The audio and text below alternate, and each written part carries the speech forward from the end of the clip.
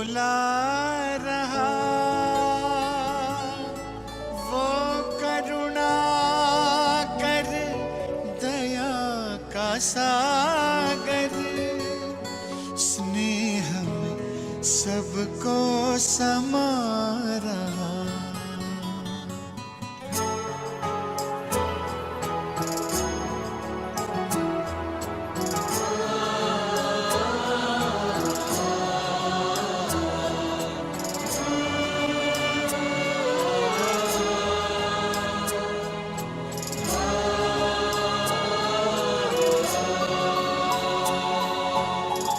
कर लो अनुभव प्रभु प्यार का,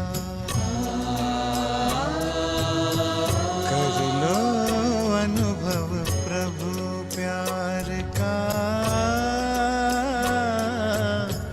कर लो अनुभव प्रभु प्यार का।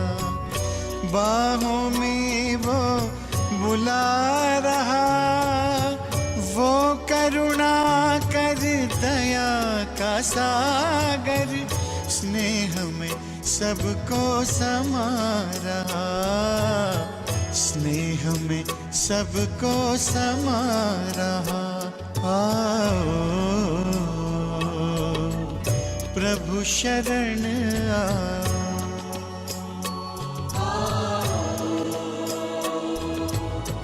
प्रभु शरण कर लो अनुभव प्रभु प्यार का।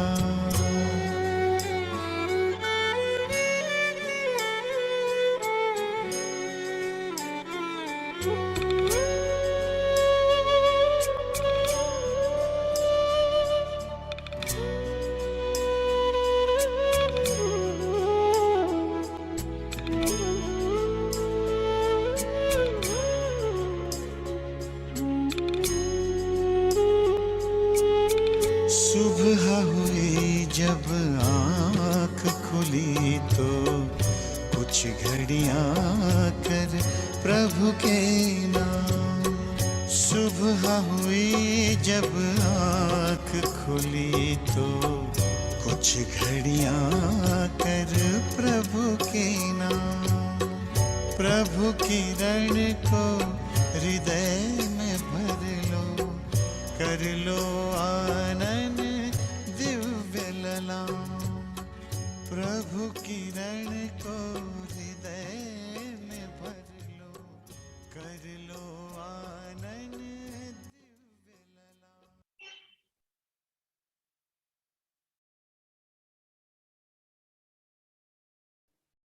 Om Shanti, Sister Jayanti. Om Shanti, Arunaben. And welcome to everyone. And I'd like to relate the story of Brahma Baba and how he made a mistake one day when he said to Yashoda Mata, his wife at the time, and this was actually in just before after Bridge Koti, just before they came to Pandavavan. And so then Brahma Baba said, your stepmother called or something like that. And then he felt bad because it's rude to say stepmother. And so then Baba didn't eat that evening. And then Yashoda Mata asked him, why aren't you eating? And he said, no, because I gave sorrow. I must have given sorrow to you. And also she must have got the vibration. And so he didn't eat. And then the next day, Baba insisted to go to their house at 4 o'clock in the morning. So this is Yashoda Mata's mother's house. And he asked for forgiveness. And of course she said, no, it's okay, it's okay. I mean, she was offended, but then Yashoda Mata said, please forgive him, otherwise he will not eat today. And of course she did forgive him. So yeah, I just want to share how even Baba, admitted his mistakes and apologized. And seek forgiveness. I know Baba's asking us to forgive others, but Baba, was so humble to do that. So I thought that's a very powerful story. So thank you, gentlemen. Oh yeah, gentlemen, I also wanted to say, I wonder whose birthday it is today. Because Baba said today, I was saying that in the morning class, like, is it anybody's birthday today in this group? Because I feel sorry when Baba says that on days that it is somebody's birthday, because he said you can't celebrate, and then this poor person has to keep it quiet. So we had two people whose birthday it is today. One is Sasha from IT, and he's such an amazing all-round server, but he anyway doesn't like big celebrations. We just had a handmade card that everybody had given him blessings. And so we shared that, and somehow he managed to get 3 birthday songs, one in the English Murli, and then in the cafe, and then again in the cafe. So anyway, and Shivali's birthday too also. And she came much later on, so it would be quiet. And so then it was just a handful in the cafe when we gave her card. So 2 birthdays today. And actually, Gentiben has taken that up in earlier revision. So you can, again, just type that in and get Genti's views on celebrating birthdays. Mm-hmm. Thank you, Sister Genti. Thank you for that very beautiful story of Baba and Baba's humility. Yes, truly, Baba is the number one example in all aspects. And this Murli, Baba packed in so many different concepts and ideas in just one Murli. It was really amazing. It was literally a treasure store full of many, many jewels. And so it's Shivratri and the double foreigners are there, Bharatvasis are there, and it would have been just after some of the conferences that had happened. And so Baba's now talking to the Brahmins, and Baba's so pleased that all his lucky, lovely children are there in front of him, celebrating. Some are far away in foreign lands, but yet are still celebrating. And even though there are some from Bharat, some from foreign lands, Baba reminds everyone, well, Baba's come from a faraway land, and so have all of you. So Baba's bringing everyone together in a very lovely way. And then Baba's asking, well, whose celebration is it? Is it mine? Is it yours? Is it Brahma Baba's? It's all of us. Why? Because from the moment that Shiv Baba comes, Brahma Baba is also born. And from the moment that Brahma Baba is born, the Brahmins, the first original Brahmins, also take birth, because the task of the yajna cannot happen with incorporeal or even with the corporeal alone, but it has to be with the family. And so it's everyone's birthday, and the first Brahmins who had come at that time, of course, the daddies and the dadas. And so Baba's especially seeking them out, but also saying that this is the celebration not only of the time that you've taken birth with the whole family, but it's also the time of a promise, but it's also the time of revelation. And so you have been revealed in front of the family, but you have also enabled all the other diamonds who are hidden away in the dust to be revealed. And so in every corner of the world, there are now clusters of diamonds shining brightly, those who have emerged through the renunciation and the promises made by that original group. And Shivratri, Shiv Jayanti, the holiest of all festivals, because this is the festival that makes you become like a diamond. It gives you a diamond-like life. And so the festival is as valuable as a diamond. But also this lovely comment that it's because you now have a life that's worth diamonds, that in the golden and silver age, you will be playing with diamonds and jewels. There was a sentence that really struck my heart. And then they were talking about not just the beautiful experience of the celebration and not just celebrating Manana, but also becoming Banana, becoming like the Father. And so this, the most sacred of all festivals, the happiest and the holiest of festivals. And then the significance of Mahashivratri, the great night of Shiva, and how you can celebrate many anniversaries, birthdays of great souls, but yet they don't make others become great. But Baba and Baba's children make others become great through the celebration of this great festival. But another secret, that apart from revealing who God's children are, something very significant happened in that first Shivratri.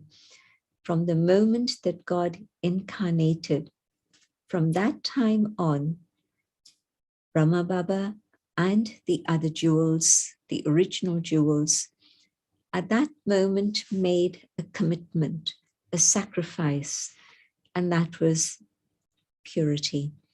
To have such purity that the world could be transformed with the power of purity.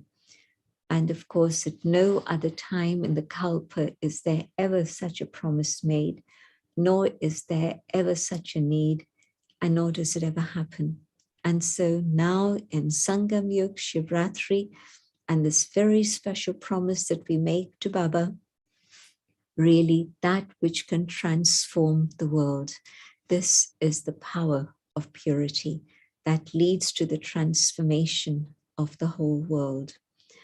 And so Baba is saying that this is why this is the great festival. Many other festivals, but out of all the festivals, Mahashivratri, the greatness of the festival and the power of purity. And then Baba went on to explain about the night, that night is when you can't see things clearly, you don't recognize anything as it truly is. And this was your condition. You didn't even know yourself, you had no recognition of who you were. And so it was only when Baba came and gave you light that you were then able to see with all three eyes and experience with all three eyes, these two and the eye of the intellect, who you truly are and what it is that you will become and what you need to do. And so that total understanding and revelation happens. And so the night becomes filled with illumination and light and takes us towards the day. And not only did you not know yourself, you also did not know God. Yes, there were many, many symbols and rituals that continued on the path of bhakti. You've done everything accurately, like understanding who is God, who is the self, and coming into that light.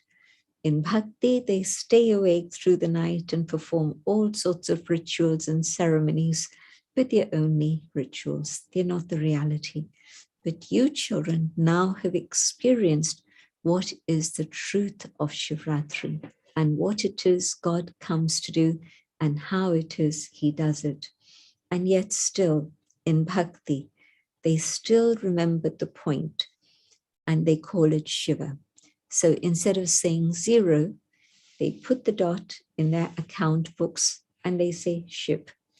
And so the memorial of the one who multiplies our fortune.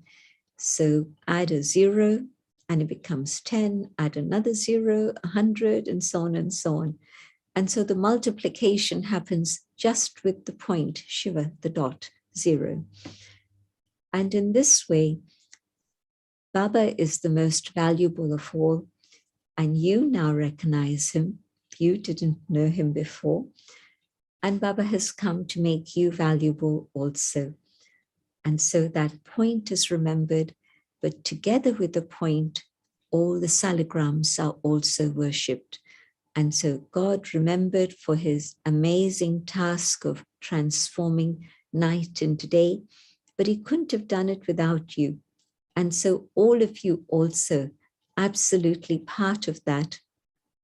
And so the salagrams are also worshipped. And then Baba spoke about the year of Tapasya. And a question, but you are already yogis. Some of you have yoga 6 hours a day. Some of you have yoga 8 hours a day. So why the need for the year of Tapasya? And what is meant through all of this? And Baba saying that the year of Tapasya is actually the year of staying completely focused, concentrated, and also to have determination. So whatever is your pure, determined thought, you will not allow it to shake, and you will make sure that it happens in a very beautiful way, that you will finish the task that you had set out to do. And so the memorial, that stage where through Tapasya you are absolutely stable and unshakable, no matter what is going on around you. But in fact, it's not just for some hours. Your lifestyle is that of a yogi. And so don't think about just some hours of yoga, but think about having that constant connection, so that then in a very natural and easy way, you're able to have that stability and that determination to achieve that. And then the sweet conversation with the children. And children say, Baba, we love you. We're never going to let go of you. But yet sometimes we do fluctuate.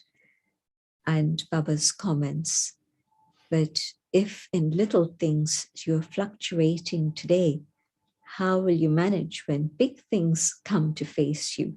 You won't be able to manage. And so don't give excuses now about fluctuation, but put right whatever it is that you need to, so that truly you can be stable and unshakable. And then Baba talking about the sanskaras. Why is it that you do shake? It's because within this new birth of yours, the old sanskars pop up. And when they emerge, they're actually your weak sanskars that emerge. And Baba means negative. In today's Murli, the context of Baba using the word weak sanskars are the negative sanskars. And your strong sanskars are your original divine sanskars.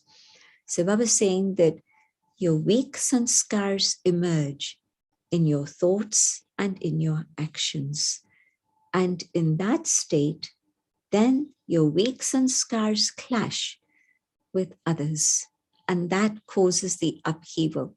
And that makes you shake. And again, very interesting comments from Baba. When you see others doing things that are not quite right, very quick, very easy to comment on that. They shouldn't have, why did they? It shouldn't be like this. And yet when your weak sanskars emerge, then at that moment you justify and you say, well, this is natural. It's always been like that, and so it's always going to carry on. You're justifying whatever are your wrong sanskars. But when it's somebody else's sanskars, you're very quick to point it out and say, no, it shouldn't be like this. And so Baba was saying that that isn't passing the tests that come in front of you.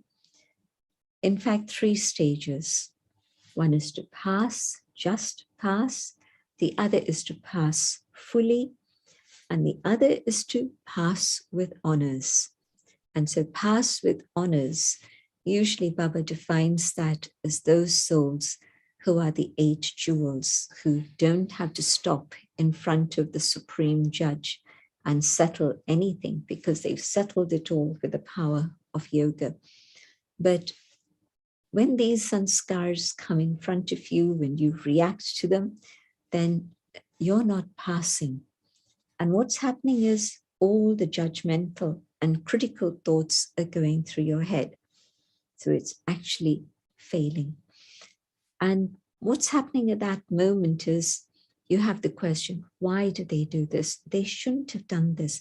Why is this going on like this? How is it going on? What's going to be the outcome of all of this? So all these waste, weak thoughts are racing around and creating that atmosphere which is now not certain and not very stable.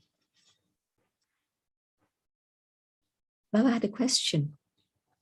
If you're sitting for an exam, then when the paper is in front of you, do you say, who wrote this question? Why did they write this question? They shouldn't have written this question. It could have been done differently. No. If you're just going to have thoughts like that, fail. But what you do at that time is you see the question, you understand the question, and you take it on. And you reply in whatever is the best way that you can. But you don't stop and challenge the question and ask, who is the questioner and why has this question come to me? No. So very practical. Something's happened. It's a test. Don't stop and ask who, why, what, when, if, but.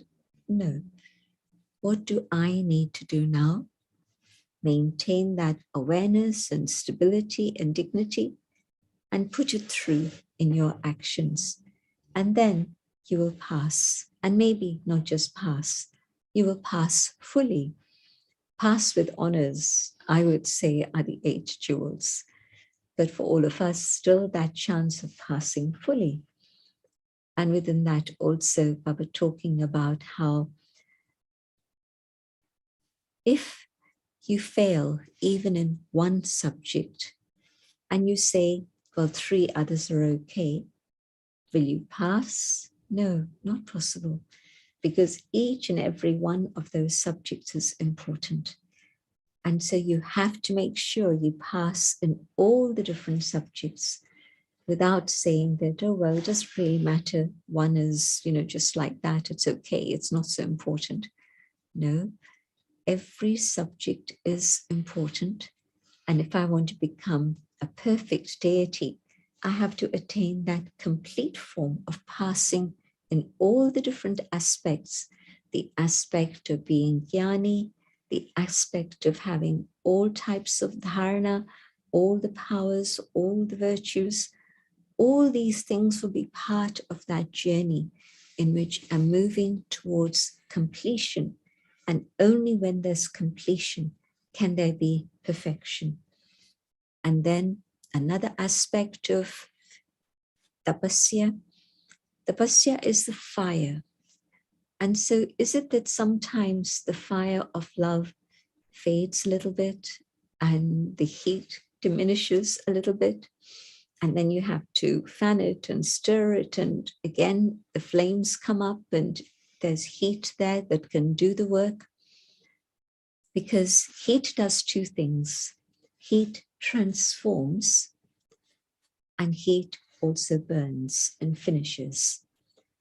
But when it's transforming, that's very, very beautiful and positive. But when it's burning, that also within our own understanding of the past things that we've done that need to be cleared, it's with the power of yoga, the fire of love, the fire of yoga. And so Baba pointing out that if the heat goes up a bit and then it goes down a bit, then you're not going to achieve your goal in time. Imagine you've got to cook a meal, and if you keep putting up the heat and then lowering the heat, well, the dish is never going to be ready. People will arrive and dinner won't be ready for them.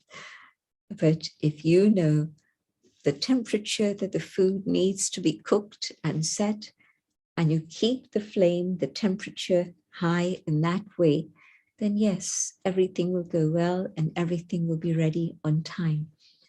And so sometimes when Baba sees that the heat is very low, it isn't as high as it should be, then it's the weeks and scars that keep coming up. And Baba's comment that they keep coming up because of carelessness and laziness. It's my carelessness and laziness that allows those old sun scars to come and interfere. And then, of course, my tapasya has gone. I'm not going through that transformation as I need to. And then again, Baba using this very amazing expression. Nature is waiting for you. Nature wants to be transformed. And nature sometimes shows its force and then sometimes cools down. War shows rehearsal and then cools down. And this is because the stage of you children blows hot and cold also, sometimes intense, sometimes it's a little bit careless and faltering. And so nature is saying, what can I do? I want to serve my masters and my masters aren't ready. And so who am I going to serve? And so nature calms down a little bit also.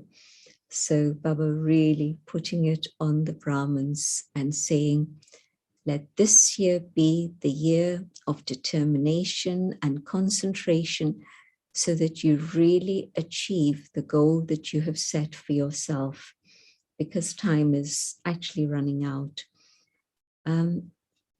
I don't see that it was in 1991 that it was the year of Tapasya.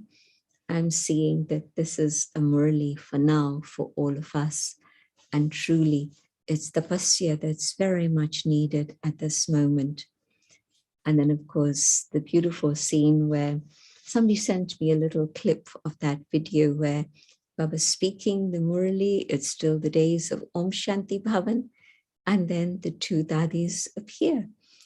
Baba's saying that the dadis are out of action, but they're listening, they're watching, and they suddenly appear. And a lovely scene where Dadi is hugging Baba, and then also Dadi Janki is hugging Baba. And Baba's very interesting comments that they've been doing service through words and actions the whole of their lives. But now it's time to do service through the mind. And this is the rehearsal for this. But then also that for some, when karmic accounts come, then they settle that karma. But for these souls, pure, elevated, very powerful souls, they're not just settling their karma, they're actually doing service of the medical teams that are looking after them. So their illness comes not just as a means of settlement, but their illness comes as an opportunity to actually do even more service. And so Baba very, very pleased with these souls and giving them lots of love and lots of blessings and saying that everybody's loving blessings are also reaching you and helping you get better, which is a reality. I think our love for the dadis really gave them that energy with which to be able to carry on. Baba's help, of course, but the love of the family also. And of course, some double foreigners arrived, others haven't, because they've been hearing the news that yes, the Gulf War was going on. And so maybe it was dangerous to cross the Gulf and come across to India. But some have arrived and others who didn't, it's okay. But the ones who arrived have had the fortune of blessings and taken time from Baba on the night of Shivratri. So a very beautiful Murli, lots of blessings, but very interesting insights into effort and what happens to slow down effort. Okay, thank you. Thank you, Sister Jayanti. Always so beautifully and accurately revised. Thank you so much. And Jenben, I would just like to comment on that picture behind you of Brahma Baba looking very slim. And once Mona and myself were with Dadi in her room, and or whatever in that meeting room, and Dadi was putting away her glasses, right? And you remember that Dadi kept a picture of Baba, Brahma Baba, in that. And it was a picture, for those of you who don't know, it was a picture of Brahma Baba in a pair of shorts. And Dadi said, "Do you see his legs?" And she said she keeps that picture in the box, the glass box, to remind herself of the renunciation that Baba did, because he also, during beggary part, he also didn't eat as much.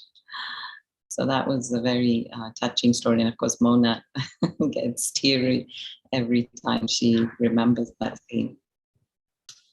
But And also Jin, you'll notice that Mama looks very, very slender. And this is, of course, by the beach in Karachi.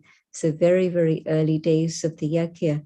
And I've heard described how from the time that after 18 months of the yajna, Mama was declared as being Mama. Baba said in the gathering, from now, Baba will call you Mama. And she didn't want that. Baba, I'm your daughter. No. Baba's going to call you Mama. And from that time on, something changed. And from being very slender, she then took on a very motherly appearance. So our tech brother is saying, would we just like to show that little video? He has it available, gentlemen. Shall we show that? Yes, sure. Sure, Atma, go ahead. This is the one where Dadi's come onto the stage.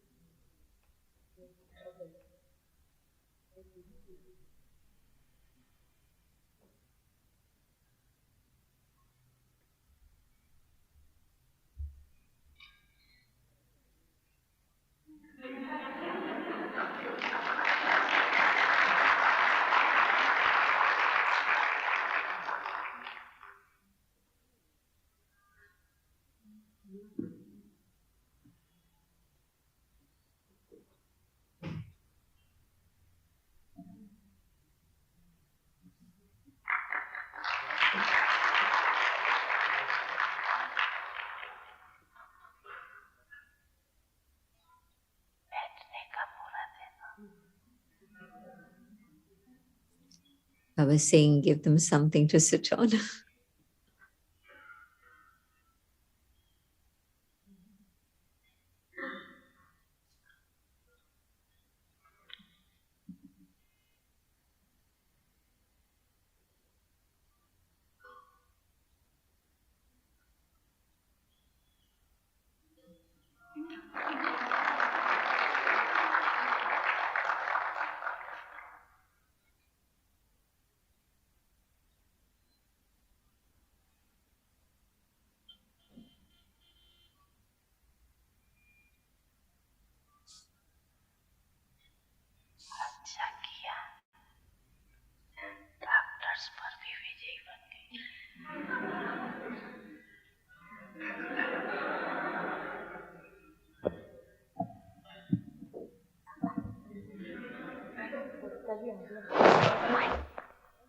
Gentlemen, you're translating? You go ahead. I didn't exactly hear what Baba said earlier. Baba ne kaha, doctors par bhi vijay something. So that Dadi, I think, conquered the doctors, something like that. Victory. Victory, yeah. Victored the doctors.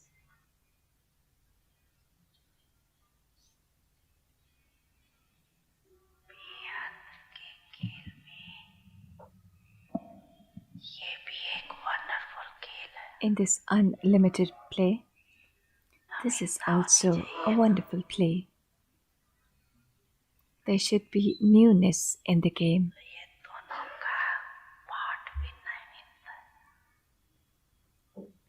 The parts of both of them are of newness.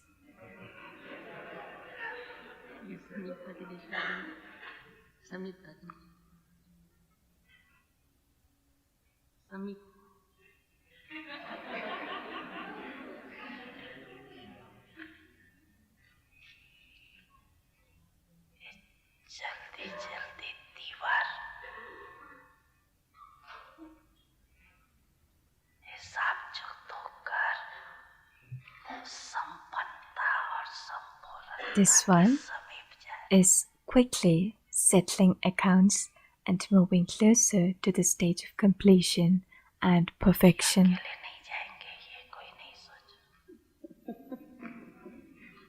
She will not go alone. None of you should think this.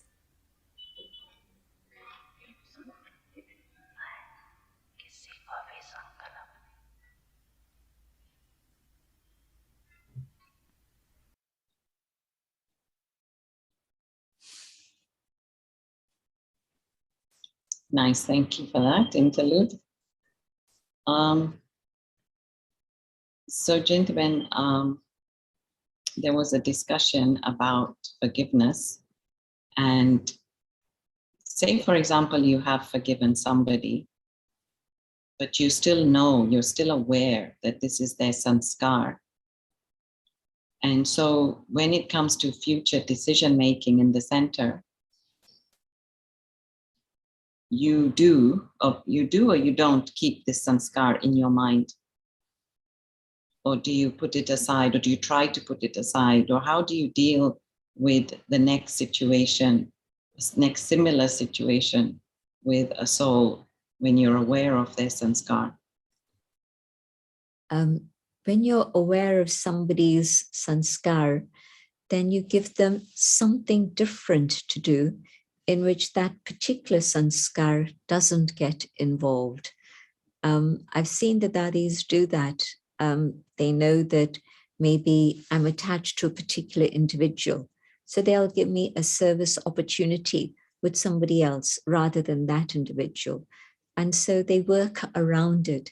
They don't deny the soul creating its fortune. They don't ostracize the person, but they find them an alternative thing that they can do. You were with us when we had a session with Didi Nirmala in Madhuban earlier this year. And somebody asked the question, when you know that somebody has trouble in working with teams, but they have many skills, what can you do? And Didi Nirmala's answer was very lovely. Don't involve them in a team. Give them a separate role in which they can use their talents and skills, but they don't have to work within a team. And so find a way in which they can still be involved, but not necessarily in which that particular sanskar can erupt. It's nice. Thank you, gentlemen. Gentlemen, I know we all have our own definition of tolerance. What is your definition of tolerance? I'm seeing that if there's something that shakes me, whether it's a situation on an external level, maybe there's a storm and I can't deal with it. Well, I should have enough tolerance capacity that it doesn't shake me.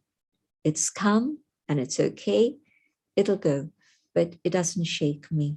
Or if there's a situation with an individual, and of course, Baba spoke a lot about that, important, but in that Baba's also saying, always, always remember that you have to be the benevolent child of the benevolent father. And so just keep giving love, give respect, give cooperation at all times.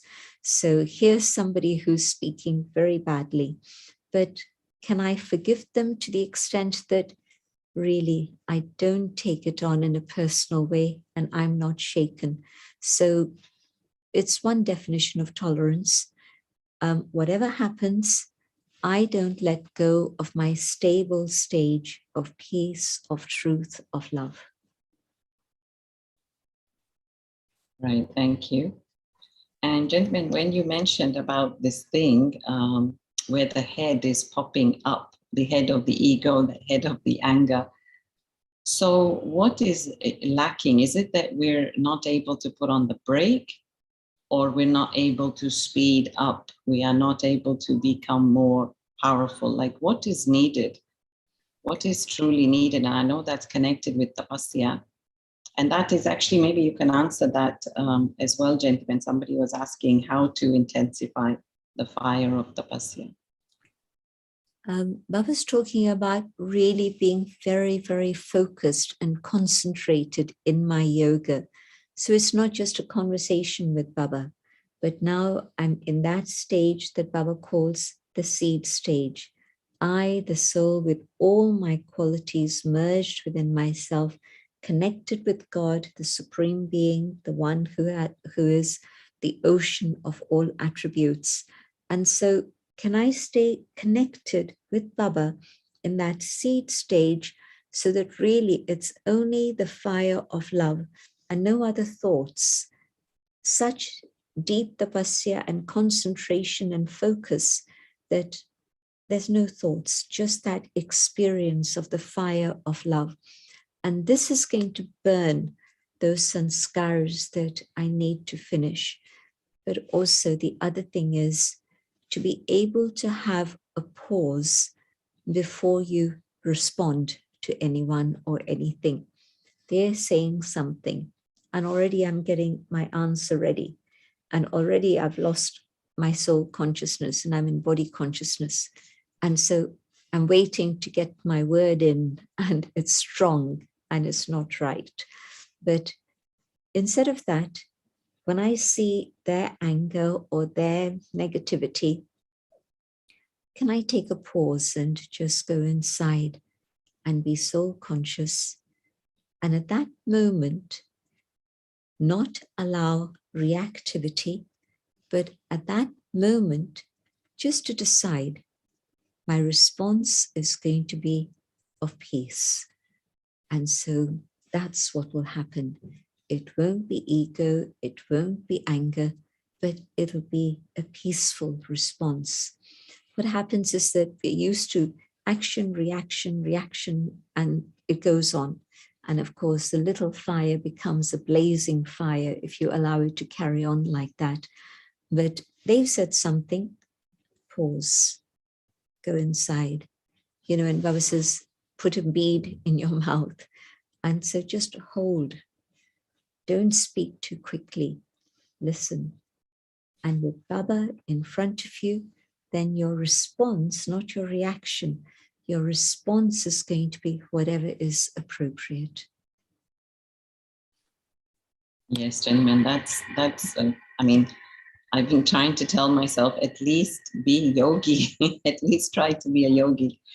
But also connected with that, gentleman, there was a nice definition. It's my definition, but a yogi is one who comes down from up above. And when you have yoga, you're going from here to up there. So I thought that's a nice definition. Okay, gentlemen, there was another question. Yes, what comes first? Is it faith or is it yoga? Yoga or Nischay? When I start practicing soul consciousness and I see the effect of this, then that increases my faith in what Baba has told me, the information that I've been given. And on the basis of soul consciousness, I've been given an introduction to God. And so on the basis of that, I'm able now to remember God, and then my faith in God grows. Because Baba's lovely point that, again, I didn't speak about, but it's good it's come up. Baba asking us, how come you're here? What is it that brings you here? Did you make this contract just blindly? Or did you actually check out that contract? What does the contract offer? And did you check it out and then make that contract and then decide to come here? So did you check it with all three eyes, these two and this one, the eye of experience? And so, yes, faith and experience of yoga go together. But I think first step is the understanding of soul, practicing that. Next step is connecting with God on the basis of Baba's knowledge. And then that experience of God's love gives me the faith with which to say, yes, this is the path that I wish to follow. Right, thank you, Jen. Then we'll move to the chat because even some of last week's questions have come again. So here's one. Baba's saying in the Murli that be safe from Maya, have good company, but I'm at work 9 hours a day. How can I avoid or be safe from Shudra company? How can I maintain Brahman code? My own discipline of pausing every hour and making sure that at that time, I'm remembering something from Baba's Murli. And so at that moment for 2 minutes, 3 minutes, my thoughts are pure, are elevated. I'm in Baba's company. I'm being protected by Baba. And I can keep Baba with me then much more easily over the next 55 minutes. And so if I take traffic control seriously, because I know that there's lots of other influences and I don't want to be exposed to those, for those 3 minutes, 5 minutes of traffic control in which I'm emerging the points from this morning's Murli and I'm connecting with Baba, that's again renewing the protection that I need from any other influences. That's very, very helpful. And during your lunch break, again, go for a walk rather than sit in the canteen. Go for a walk to the park and be alone in solitude, have your sandwiches or whatever it is, but take that time for a recharging of your own battery. Don't wait till you get home at night. You'll be exhausted. But that midday break, that's very valuable. Yes, nice. And today, Baba said in the Murli, move away from all 4 sides. Could you elaborate on all 4 sides? Baba's talking about the situation where when you're cooking halwa, I think many of you must have had that experience.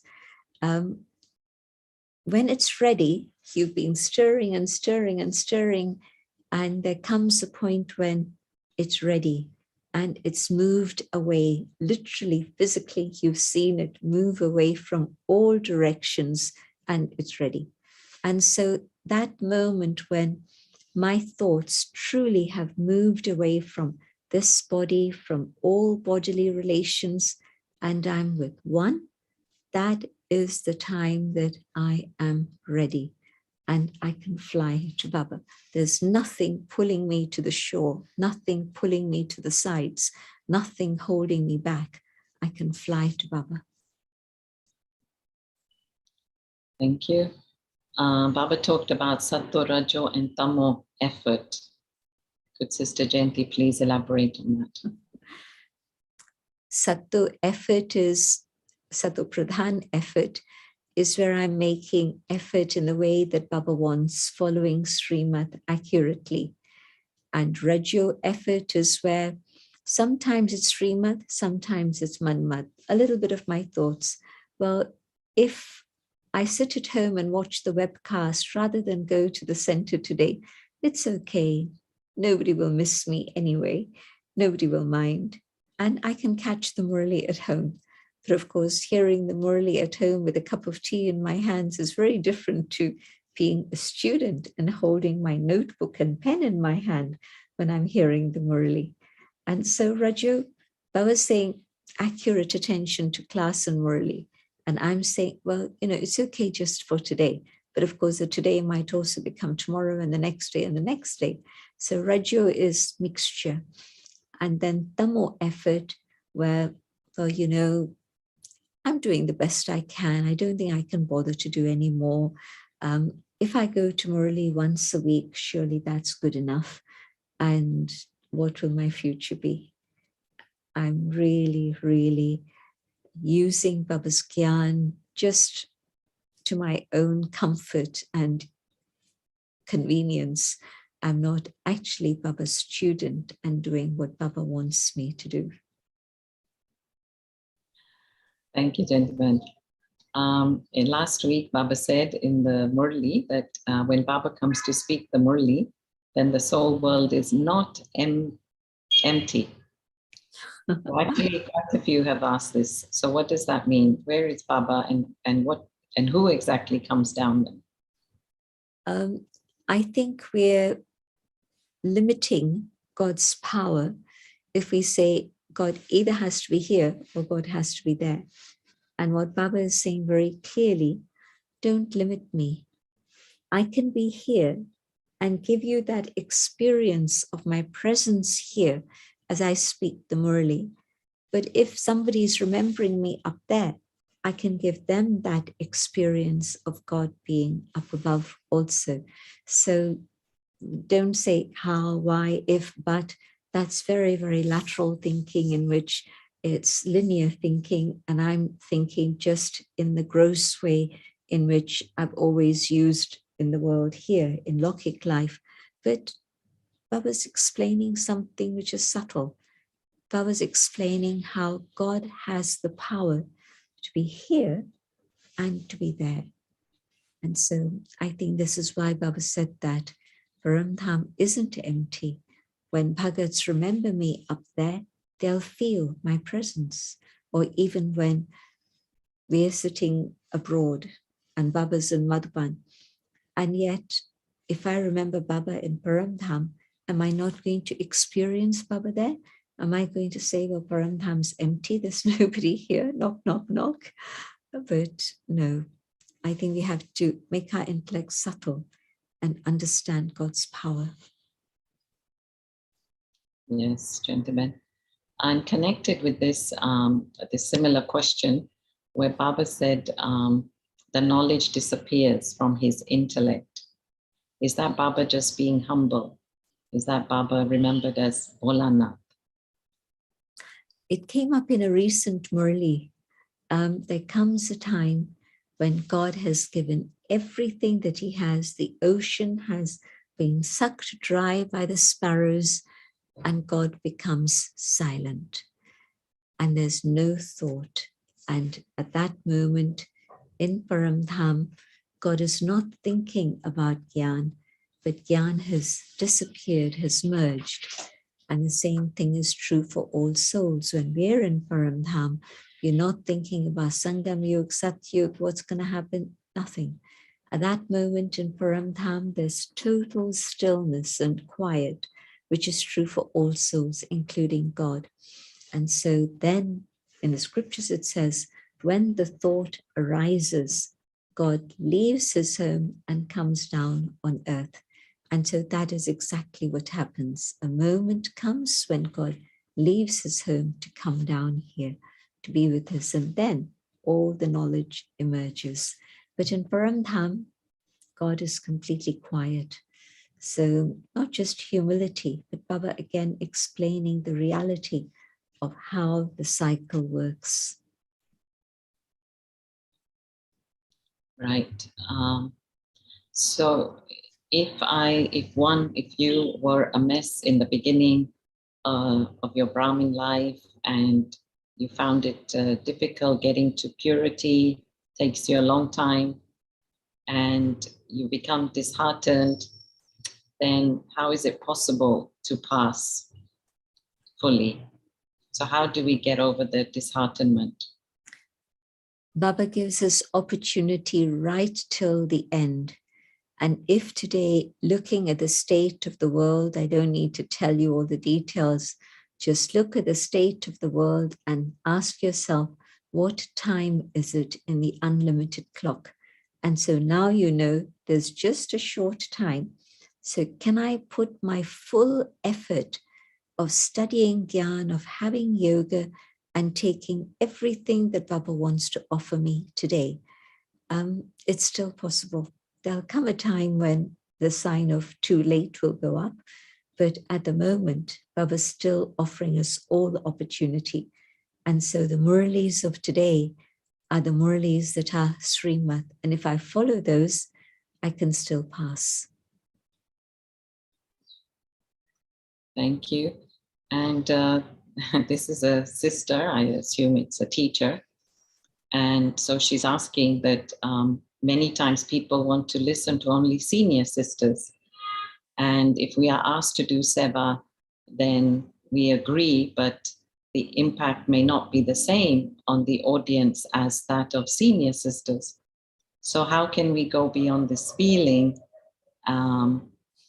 if the seva isn't as impactful as senior sisters? Is it disservice?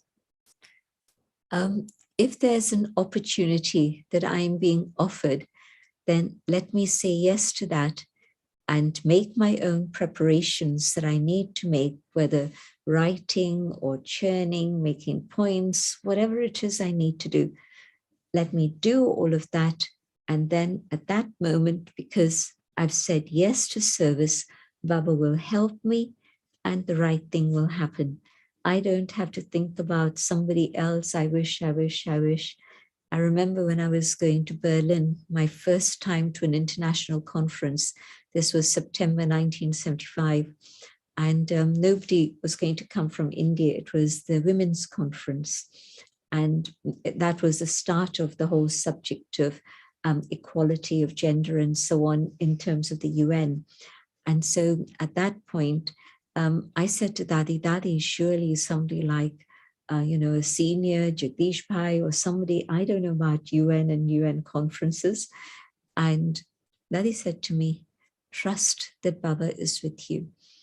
And I went, and it was an amazing learning curve and an amazing opportunity to meet. There was no plenary platform, but it was an amazing opportunity to meet very, very powerful individuals. And that was the start of that level of service for me. So if Drama is saying, here's an opportunity, have the faith, have the courage to say yes and prepare. You can't just say, God will make it happen, but you have to prepare. And then you go with that preparation and surely Baba will help. Okay, gentlemen, I have just 2-3 questions, so maybe if you can answer briefly. This one is about a person asking that if one, like last week we were talking about Dharamraj, and so if one has had very severe experiences during our Brahmin life, such as illness or untimely death, is that an experience of Dharamraj? And then there's also the thought that we're going to have to go through that again and again. So is that also an experience of Dharamraj now? Whatever karmic settlement has come my way, whether through illness, whether through relationships or physical hardship of some level or another, it's a settlement of karma. It's not Dharamraj, but it is a settlement of karma.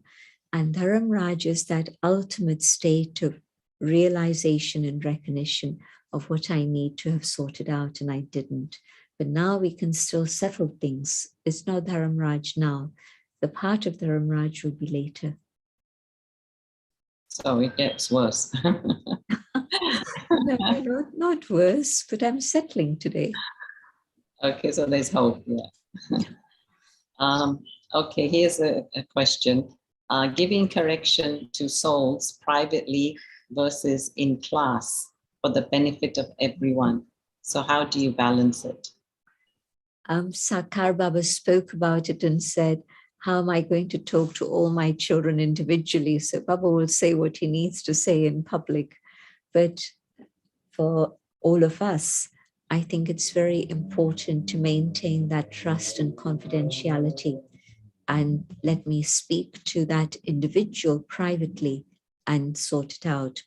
And then at some point, not tomorrow or the day after, but at some point, I can share that realization that, what somebody has done and what it is they're doing to change.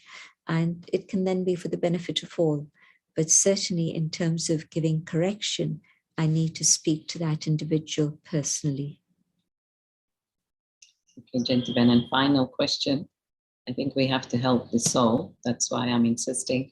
So what can I do when the sustenance of a sister, means the sister's giving him, I guess, a sustenance, and it's turned into attachment, and it's diverting me to connect with Baba? I need a solution. I would suggest that now there's so many other opportunities to connect with other centers, whether by Zoom or however.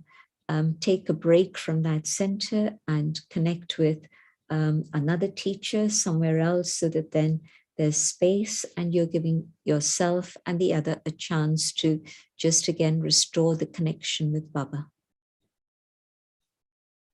All right, thank you so much. And thank you for all the lovely questions. Thank you, Sister Gently. And we'll end with a nice meditation. Om Thank Shanti. you to you and everyone. Om Shanti.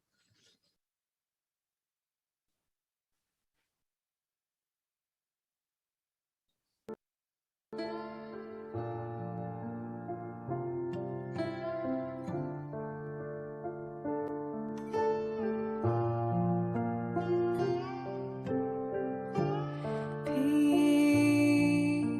within me. Peace surrounding me. Peace from me. By thy grace, let there be peace. By thy grace, let there be peace. By thy grace, let there be peace within me. Peace surrounding me. Peace from me. By thy grace, let there be peace. By thy grace, let there be peace. By thy grace, let there be peace within me. Peace surrounding me. Peace.